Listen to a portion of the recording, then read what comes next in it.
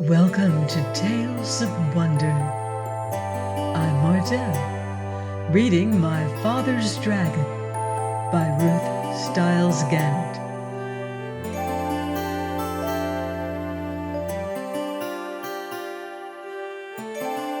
Chapter 8. My Father Meets a Gorilla.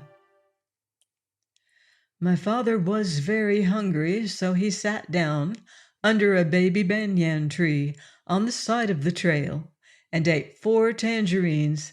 He wanted to eat 8 or 10, but he had only 13 left, and it might be a long time before he could get more. He packed away all the peels and was about to get up when he heard the familiar voices of the boars. "I wouldn't have believed it if I hadn't seen them with my own eyes, but wait and see for yourself. All the tigers are sitting around chewing gum to beat the band. Old Rhinoceros is so busy brushing his tusk that he doesn't even look round to see who's going by, and they're all so busy they won't even talk to me." "Horse feathers," said the other boar, now very close to my father. "They'll talk to me. I'm going to get to the bottom of this if it's the last thing I do." The voices passed my father and went around a curve, and he hurried on because he knew how much more upset the boars would be when they saw the lion's mane tied up in hair ribbons. Before long my father came to a crossroads, and he stopped to read the signs. Straight ahead an arrow pointed to the beginning of the river, to the left the ocean rocks, and to the right the dragon ferry. My father was reading all these signs when he heard paw steps and ducked behind the signpost. A beautiful lioness paraded past and turned down toward the clearings.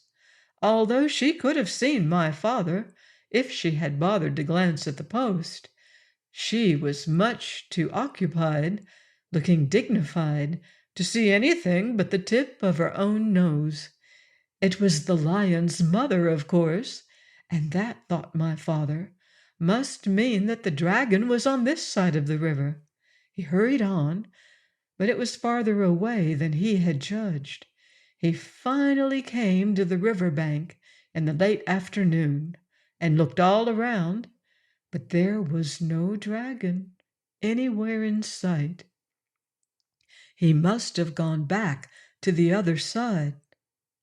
My father sat down under a palm tree and was trying to have a good idea when something big and black and hairy jumped out of the tree and landed with a loud crash at his feet. "Well?" said a huge voice. "Well, what?" said my father, for which he was very sorry when he looked up and discovered he was talking to an enormous and very fierce gorilla. "Well, explain yourself," said the gorilla. "I'll give you till 10 to tell me your name, business, your age, and what's in that pack." And he began counting to 10 as fast as he could.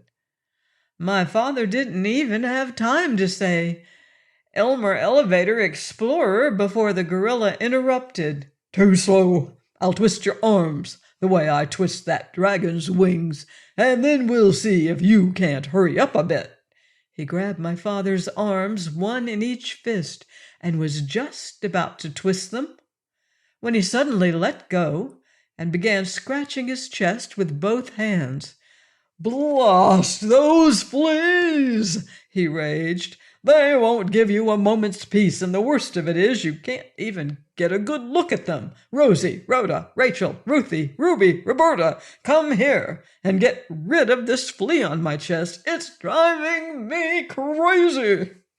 6 little monkeys tumbled out of the palm tree, dashed to the gorilla, and began combing the hair on his chest. "Well," said the gorilla, "it's still there." We're looking," said the 6 little monkeys, "but they're awfully hard to see, you know." "I know," said the gorilla, "but hurry, I've got work to do." And he winked at my father. "Oh, gorilla," said my father, "in my knapsack I have 6 magnifying glasses. They'd be just the thing for hunting fleas." My father unpacked them and gave one to Rosie, one to Rhoda, one to Rachel, one to Ruthie, one to Ruby, and one to Roberta. "Why, they're miraculous," said the 6 little monkeys. "It's easy to see the fleas now, only there are hundreds of them." And they went on hunting frantically. A moment later, many more monkeys appeared out of a nearby clump of mangroves and began crowding around to get a look at the fleas through the magnifying glasses.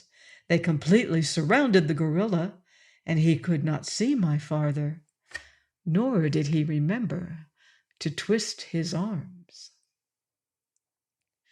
Join me next time for another chapter of My Father's Dragon by Ruth Stiles Gannett, here on Tales of Wonder.